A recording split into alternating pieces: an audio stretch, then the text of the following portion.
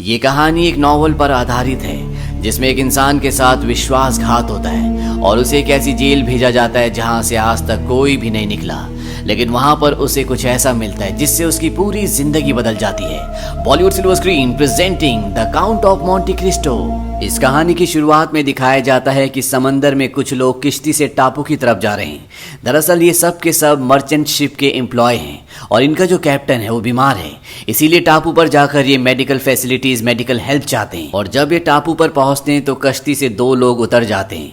ये दोनों दोस्त हैं, एक का नाम एडमंड होता है और दूसरे का नाम मोंडेगो। ये जिस टापू पर उतरे हैं इसका नाम एल्बा है और तभी यहाँ टापू पर जो अंग्रेज सिपाही होते हैं वो इन पर हमला कर देते हैं, लेकिन इससे पहले कि वो इन्हें पकड़ते इनके सामने एक आदमी खड़ा होता है। ये नेपोलियन बोनापार्ट है जो कि एक फ्रेंच एम्परर है जिसे उसके पद से निकाल दिया गया है और यहाँ पर अंग्रेजी सैनिक उसके आसपास रहते हैं ताकि वो किसी से मिल ना पाए, अपना संदेश किसी को पहुंचा ना पाए। वो इन दोनों को देखने के बाद ब्रिटिश सोल्जर से कहता है कि अगर तुम इन्हें मारना चाहो तो मार सकते हो, लेकिन ये मेरे आदमी नहीं है। और वो इनसे पूछता है कि तुम कौन हो। ये बताते हैं कि हम मर्चेंट शिप के एम्प्लॉय हैं, हमारे कैप्टन की तबीयत ठीक नहीं है, इसीलिए हम मेडिकल हेल्प के लिए यहाँ तक आए थे। और ये सारा सच जानने के बाद अंग्रेज सिपाही इन्हें कुछ नहीं कहते। नेपोलियन बोनापार्ट इन्हें मेडिकल फैसिलिटीज देता है और रात को वो एडमंड को अपने साथ बाहर चलने के लिए कहता है। वो एडमंड को कहता है कि जिस तरह से तुमने अपने कैप्टन की जान बचाने की कोशिश की, इसने मेरे दिल को छू लिया, मैं काफी इम्प्रेस्ड हो गया हूँ।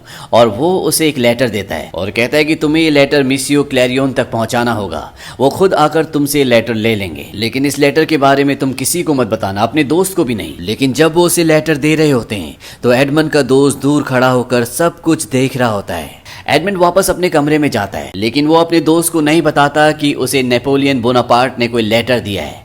इसके बाद अब इन्हें यहाँ से जाना पड़ता है क्योंकि इनका जो कैप्टन होता है उसकी जान नहीं बच पाती। और जब ये वापस अपनी शिपिंग कंपनी में आते हैं तो जिस तरह से एडमंड ने अपने कैप्टन की जान बचाने की कोशिश की थी, जिस तरह से उसने फैसला लिया था, इसके लिए उसे शिप का कैप्टन बना दिया जाता है। इससे वो बहुत खुश होता है और सीधा अपनी गर्लफ्रेंड मर्सिडीज के पास जाता है और उसे बताता है कि मुझे शिप का कैप्टन बना दिया गया और अब मैं तुमसे शादी कर लूंगा। यहाँ पर उसका दोस्त मोंडेगो भी होता है जो टापू पर उसके साथ था। मोंडेगो को भी मर्सिडीज से प्यार है। दरअसल ये तीनों के तीनों बचपन के दोस्त हैं, लेकिन मर्सिडीज एडमंड से प्यार करती है। और जब मोंडेगो को यह पता चलता है कि एडमंड को अब शिप का कैप्टन बना दिया गया है तो इस बात से उसे अंदर ही अंदर जलन होती है और वो इसके बाद एक आदमी से मिलता है जो इन्हीं के शिप में इनके साथ काम करता है और ये आदमी भी एडमंड को पसंद नहीं करता। दरअसल इसे कैप्टन बनना चाहिए था, लेकिन कैप्टन अब एडमंड को बना दिया गया है। ये आदमी मोंडेगो से पूछता है कि एडमंड तुम्हारा दोस्त कब बना। मोंडेगो कहता है कि वो दोस्ती का वादा तो करता है लेकिन फिर भी मुझसे चीजें छुपाता है। वो पूछता है कैसी चीजें। और इसके बाद दिखाया जाता है कि जब एडमंड अपने घर पर होता है तो उसे राजा के सिपाही वहां पर पकड़ने के लिए आते हैं और वो उसे पकड़कर मजिस्ट्रेट के पास ले जाते हैं और मजिस्ट्रेट को पता होता है कि इसके पास कोई लेटर है जो उसे बोनापार्ट ने दिया है। एडमंड सब कुछ सच सच बता देता है। वो कहता है कि वो लेटर अभी भी मेरे पास है, मैंने किसी को नहीं दिया क्योंकि कोई लेटर मुझसे लेने के लिए आया ही नहीं। और वो लेटर वो मजिस्ट्रेट को दे देता है।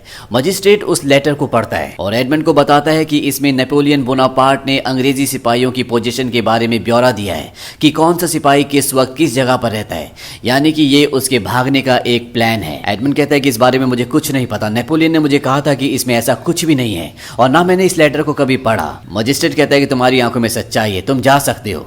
और जब वो जा रहा होता है तभी मजिस्ट्रेट पूछता है क्या तुम्हें पता है कि ये लेटर कौन लेने आने वाला था। वो कहता है कि हाँ, मिसियो क्लैरियन। ये नाम सुनने के बाद मजिस्ट्रेट इस लेटर को जला देता है और वो एडमंड से पूछता है क्या तुमने इस लेटर के बारे में या मिसियो क्लैरियन के बारे में किसी को बताया। वो कहता है कि नहीं। मजिस्ट्रेट कहता है कि तुम्हें मेरी वजह से बहुत तकलीफ हुई, इसीलिए मेरे लोग तुम्हें बग्गी से घर छोड़ आएंगे। एडमंड उसकी बग्गी में बैठ जाता है और बग्गी को बाहर से लॉक कर दिया जाता है। एडमंड समझ जाता है कि उसे गिरफ्तार कर लिया गया है, लेकिन एडमंड यहाँ से भागने में कामयाब हो जाता है और वो सीधा अपने दोस्त मोंडेगो के पास जाता है और उससे बताता है कि जब हम टापू पर थे तो वहां पर मुझे नेपोलियन बोनापार्ट ने एक लेटर दिया था और वो लेटर उसके जासूस के लिए था, मैंने तुम्हें बात नहीं बताई। उसका दोस्त बोलता है कि ये बात मुझे पता थी, मैंने नेपोलियन बोनापार्ट को लेटर तुम्हें देते हुए देख लिया था और जब रात को तुम सो रहे थे तो मैंने उस लेटर को पढ़ लिया था और मैंने मजिस्ट्रेट को ये बात बताई है। एडमंड को कुछ भी समझ नहीं आता कि उसके सबसे करीबी दोस्त ने उसके साथ ऐसा क्यों किया। दरअसल उसने ऐसा इसलिए किया होता है क्योंकि वो उस लड़की जिसका नाम मर्सिडीज है, जो एडमंड की गर्लफ्रेंड है, उससे प्यार करता है और वो उसे हासिल करना चाहता है। एडमंड यहाँ से भागना चाहता है, लेकिन मोंडेगो उसे तलवार की नोक पर यहाँ पर रोकने की कोशिश करता है। इन दोनों के बीच में तलवारबाजी होती है, लेकिन एडमंड तलवारबाजी में इतना अच्छा नहीं होता, इसीलिए वो उससे हार जाता है। और अब यहाँ पर सिपाही भी आ जाते हैं। वो एडमंड को अपने साथ यहाँ से एक टापू पर ले जाते हैं। यहाँ पर एक जेल है जहाँ से आज तक कोई भी नहीं भागा, और अब एडमंड को वार्डन के सामने पेश किया जाता है। एडमंड कहता है कि मैं बेगुनाह हूँ। वार्डन कहता है कि हाँ, मुझे पता है, अगर तुम गुनहगार होते तो तुम्हें यहाँ पर कभी भी नहीं लाया जाता, तुम्हें फ्रांस की किसी जेल में कैद कर दिया जाता। और इसके बाद वार्डन उसे बहुत बुरी तरह से मारता है। वो कहता है कि हर साल एक बार मैं प्रसाद अपने कैदियों को जरूर देता हूँ। और उसके बाद उसे एक सेल के अंदर डाल दिया जाता है। यहाँ पर एक छोटी सी खिड़की है और एक लकड़ी का दरवाजा जो साल में सिर्फ एक ही बार खुलता है, जब वार्डन अपने कैदियों को मारता है। धीरे धीरे वक्त बीतता है और आज एडमंड को इस जेल में, जिसका नाम सेटू डी है, पूरा 1 साल हो चुका है। और वार्डन एक बार फिर आता है और वो एडमंड को बहुत बुरी तरह से मारता है। धीरे धीरे एडमंड की हिम्मत टूटना शुरू हो जाती है और वो अपनी जान लेने की कोशिश भी करता है, लेकिन तभी वो दीवार पर देखता है जहां पर उसने लिखा होता है God will give me justice, यानी कि ईश्वर मुझे न्याय देगा। और वो ऐसा करने से रुक जाता है। लेकिन जैसे जैसे समय का पहिया घूमता है, उसका ईश्वर के ऊपर से विश्वास उठना शुरू हो जाता है। आज उसे इस कैद खाने में पूरे 4 साल हो चुके हैं और एक दिन जब वो अपने कैद खाने में पूरी तरह से बदहवास होता है, तभी उसे लगता है कि जमीन के अंदर से कोई निकल रहा है और यहाँ से एक आदमी बाहर निकलता है। वो एडमंड को बताता है कि उसका नाम फिरिया है। उसे लगा था कि वो बाहर की तरफ सुरंग खोद रहा है। वो कहता है कि मैं यहाँ पर इस जेल में 11 सालों से हूँ और पिछले 5 सालों से मैं सुरंग खोद रहा हूँ। इसके बाद वो एडमंड को कहता है कि मैं तुम्हारे कंधों पर खड़ा होना चाहता हूँ, और वो उसके कंधों पर खड़ा होकर खिड़की से बाहर देखता है। वो आसमान को देखता है। इससे उसे बहुत खुशी होती है। वो एडमंड को कहता है कि आज 11 सालों के बाद मैंने आसमान देखा है। और अब वो एडमंड को जिस सुरंग से खुद आया था उसी सुरंग से अपनी सेल में ले जाता है और एडमंड को कहता है कि मैंने गलत दिशा में सुरंग खोदी, लेकिन अब मुझे पता है कि सही दिशा किस तरफ है और हम दो भी हैं, हम दोनों मिलकर सुरंग खोदेंगे और 8 सालों में हम बाहर जाने का रास्ता निकाल लेंगे। यानी कि इन्हें सुरंग खोदने में पूरे 8 साल लगेंगे और एडमंड को ऑलरेडी यहाँ पर 7 साल हो चुके हैं। एडमंड उसकी बात पर हंसता है। फेरिया उसे कहता है कि अगर तुम मेरी मदद करोगे तो बदले में मैं तुम्हें एक बेशकीमती चीज दूंगा। जो भी मैंने जिंदगी में सीखा है, साइंस, फिलॉसफी, इकोनॉमिक्स, मैथमेटिक्स, वो सब कुछ मैं तुम्हें सिखाऊंगा। और एडमंड अब उसकी हेल्प करने के लिए तैयार हो जाता है। यहाँ पर वो एडमंड को तलवारबाजी करना भी सिखाता है, क्योंकि वो तलवारबाजी में बहुत माहिर होता है। एडमंड को एक दिन में 2 बार अपनी सेल में जाना पड़ता है। एक बार उस वक्त जब टॉयलेट की बकेट लेने के लिए गार्ड आता है और दूसरी बार तब जब वो खाना देने के लिए आता है। और जो भी सुरंग से मिट्टी निकालते हैं वो उसे अपनी टॉयलेट की बकेट में डाल देते हैं ताकि गार्ड उसे ना देखे और उनके वेस्ट मटेरियल के साथ वो डर्ट को, यानी कि मिट्टी को भी बाहर फेंक दे। धीरे धीरे वक्त बीतता है और अब एडमंड हर चीज में कौशल प्राप्त कर रहा होता है। और एक दिन वो बूढ़ा आदमी एडमंड को बताता है कि मैं पहले नेपोलियन की फौज में था, लेकिन मैंने उसकी फौज छोड़ दी और मैं एक अमीर आदमी, जो कि बहुत ही अच्छा इंसान था, उसका सेक्रेटरी बन गया। लेकिन बाद में उसकी मृत्यु हो गई। लोगों का मानना था कि उसके पास बहुत बड़ा खजाना है जो उसने छुपा रखा है और नेपोलियन उस खजाने को चाहता था, इसीलिए मुझे पकड़ लिया गया। वो मुझसे खजाने का राज पूछने लगे, लेकिन मैं किसी खजाने के बारे में कुछ भी नहीं जानता था और तब से मैं यहाँ इस जेल में हूँ। एडमंड भी उसे अपनी कहानी बताता है। वो कहता है कि पहले मजिस्ट्रेट विल्फोर्ड ने मुझे सारे इल्जामों से बरी कर दिया था, लेकिन बाद में उसने मुझे गिरफ्तार करवा दिया। फेरिया कहता है कि उसने अपना फैसला बदला, इसके पीछे जरूर कोई कारण होगा। और एडमंड को याद आता है कि उसने पूछा था कि नेपोलियन का लेटर कौन लेने के लिए आएगा। जवाब में एडमंड ने कहा था मिसियो क्लैरियन, और ये नाम सुनने के बाद उसने लेटर को जला दिया था। फेरिया कहता है कि अजीब बात है, देश के खिलाफ विद्रोह के इतने बड़े सबूत को मजिस्ट्रेट ने जला दिया, जरूर इसके पीछे कोई ना कोई वजह होगी। और यहाँ पे एडमंड पूरी बात समझ जाता है। दरअसल जो आदमी लेटर लेने के लिए आने वाला होता है वो मजिस्ट्रेट का पिता होता है, जो कभी नेपोलियन की फौज में कर्नल था, और अगर उसके पिता के ऊपर देशद्रोह का आरोप लगता तो उसकी भी नौकरी चली जाती, उसके ऊपर भी देशद्रोह का आरोप लगता और उसे भी सजा होती। वो अपने आप को बचा रहा था। अब एडमंड को पूरी कहानी समझ में आ जाती है और धीरे धीरे ये सुरंग खोदते खोदते एक दिन एक पेड़ की जड़ तक पहुंच जाते हैं, यानी कि ये बाहर तक पहुंच गए। अब बस इन्हें ऊपर की तरफ सुरंग खोदनी है, जिसमें कुछ ही हफ्ते लगेंगे। एडमंड कहता है कि मैं भी छेनी लेकर आता हूं। और जब वो सुरंग से थोड़ा सा बाहर की तरफ निकलता है तभी सुरंग से ऊपर मिट्टी गिरना शुरू हो जाती है और इससे पहले कि फेरिया वहां से बाहर निकलता उसके ऊपर बहुत सारे पत्थर गिर जाते हैं। एडमंड उसे सुरंग से बाहर ले आता है और अब फेरिया अपनी जिंदगी की आखिरी सांसें ले रहा है। वो मरने से पहले एडमंड को कहता है कि मैंने खजाने के बारे में तुम्हें गलत बताया था, मुझे खजाने के बारे में पता है। वो उसे खजाने का एक नक्शा देता है और कहता है कि इटालियन कोस्ट पर एक टापू है जिसका नाम है मोंटी क्रिस्टो, वहां पर जाना और इस नक्शे की मदद से तुम खजाने तक पहुंच जाओगे। इस खजाने को तुम लोगों की भलाई के लिए, अच्छाई के लिए इस्तेमाल करना। एडमंड कहता है कि अब मैं यहाँ से कभी नहीं निकल सकता, सुरंग पूरी तरह से बंद हो चुकी है। फेरिया कहता है कि कोशिश करते रहना और इसके बाद उसकी मृत्यु हो जाती है। और तभी यहाँ पर गार्ड्स भी आ जाते हैं और गार्ड्स को पता चल जाता है कि फेरिया की मृत्यु हो चुकी है। वो अंदर आते हैं और उस वक्त एडमंड उसी सेल में पत्थर के नीचे जहां पर वो सुरंग खोदते थे वहां पर छुपा होता है। सेल के अंदर गार्ड्स फेरिया की बॉडी को एक कवर के अंदर लपेटकर वार्डन को बुलाने के लिए चले जाते हैं।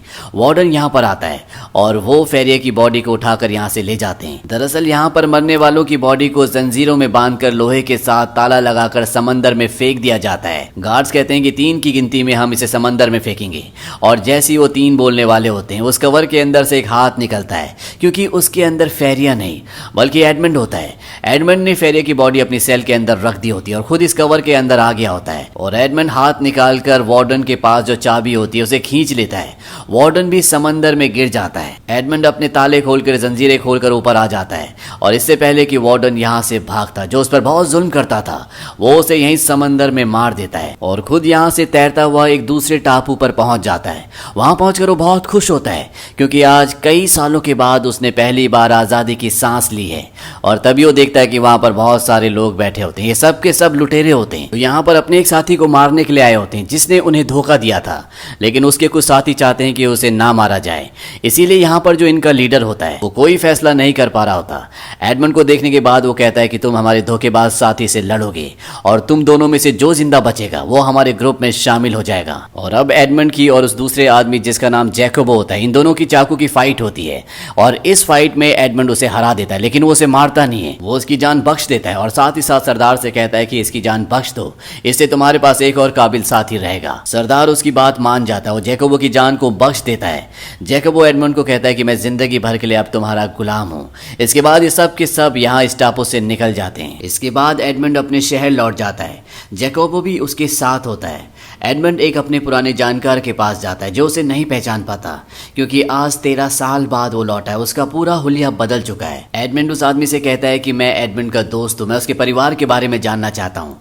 वो आदमी बताता है कि एडमंड की राजद्रोह के बारे में पता चलने के बाद उसके पिता ने अपने आप को फांसी लगा ली। एडमंड पूछता है कि उस पर राजद्रोह का आरोप किसने लगाया था। वो आदमी बताता है कि विल्फोर्ड ने, जो उस वक्त यहाँ का मजिस्ट्रेट था जिसने एडमंड को गिरफ्तार किया था।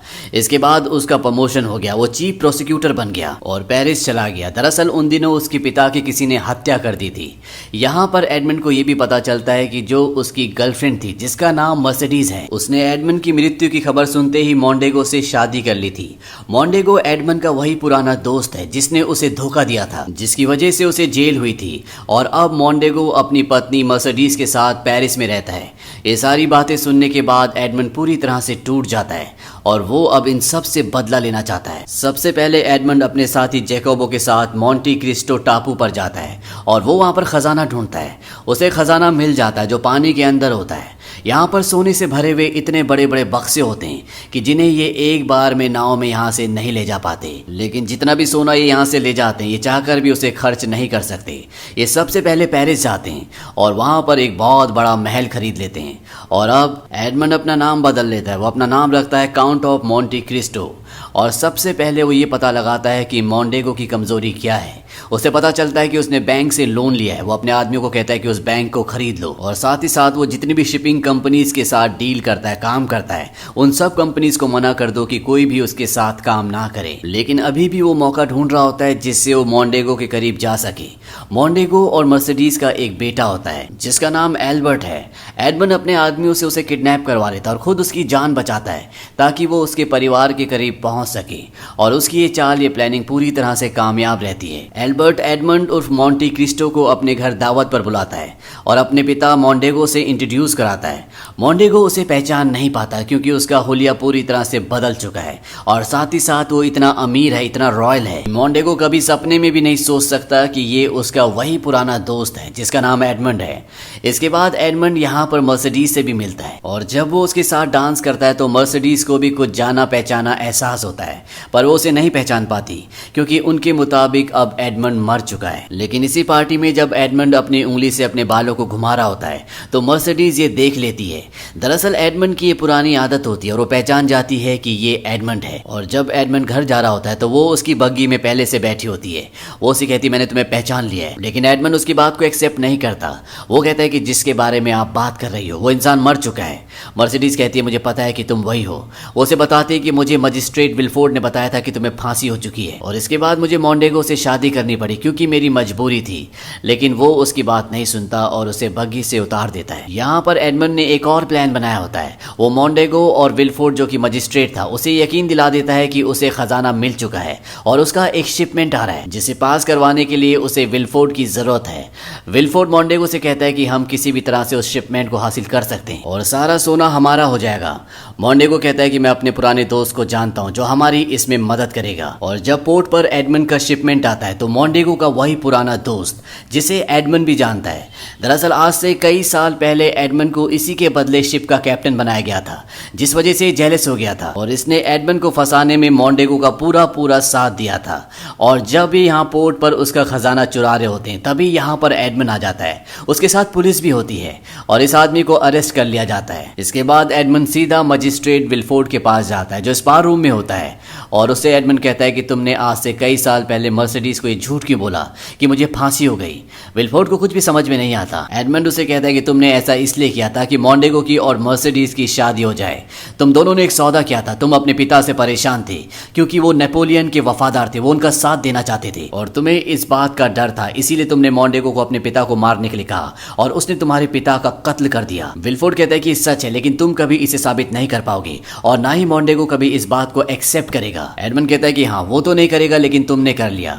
और तभी धुएं के पीछे से पुलिस आती है और वो विलफोर्ड को उसके पिता की हत्या की साजिश में गिरफ्तार कर लेती है। वहीं अब मोंडेगो इस शहर से भागना चाहता है क्योंकि उसके ऊपर कर्जा है, उसके ऊपर धोखेधड़ी के कई सारे मामले हैं और साथ ही साथ अब उसके ऊपर खून का भी इल्जाम है। और वो मर्सिडीज को भी अपने साथ चलने के लिए कहता है। मर्सिडीज कहती है कि नहीं मैं तुम्हारे साथ नहीं आऊंगी। वो कहता है ठीक है तुम मत आओ, मैं और मेरा बेटा यहाँ से चले जाएंगे। मर्सिडीज कहती है कि वो तुम्हारा बेटा नहीं है, वो एडमंड का बेटा है और एक यही कारण था कि एडमंड की मौत की खबर के बाद मैं तुमसे शादी करने के लिए तैयार हो गई। इस बात से उसे बहुत गुस्सा आता है और वो यहाँ से निकल जाता है।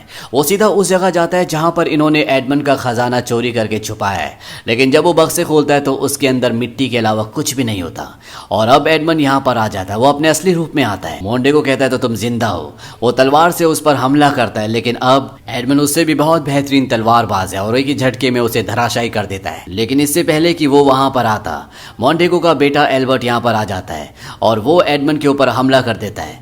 और एडमंड जब उसे मारने ही वाला होता है कि वहां पर मर्सिडीज आ जाती है और वो उसे बताती है कि तुम्हारे पिता मोंडेगो नहीं बल्कि एडमंड हैं। ये बात सुनकर एडमंड भी हैरान हो जाता है लेकिन वो खुश भी होता है क्योंकि उसे मर्सिडीज और उसका बेटा वापस मिल गए। और तभी यहाँ पर मोंडेगो गन निकाल लेता है और जैसे ही वो एडमंड पर गोली चलाने वाला होता है एडमंड का साथी उस पर चाकू से वार करता है जिससे उसका निशाना चूक जाता है और मर्सिडीज के कंधे पर गोली लग जाती है। मोंडेगो यहाँ से भाग जाता है क्योंकि गन में एक ही गोली होती है। एडमंड उसका पीछा करता है। इन दोनों के बीच में तलवारबाजी होती है और एडमंड मोंडेगो का खात्मा कर देता है। और अंत में ये दिखाया जाता है कि एडमंड उस जेल को जिसका नाम चैटुडी है जहां पर उसने 13 साल बिताए थे उस पूरी जगह को खरीद लेता है ताकि किसी के ऊपर दोबारा से उस तरह से जुल्म ना हो जिस तरह से उसके ऊपर हुए थे। और वो कसम खाता है कि वो अब अपनी ताकत अपनी जिंदगी को सच्चाई और भलाई के रास्ते पर लगाएगा जैसा कि उसे जेल में फेरिया ने मरते वक्त कहा था जिसने उसे खजाने का नक्शा दिया था। और इसी के साथ ये कहानी ये फिल्म यहीं पर खत्म हो जाती है।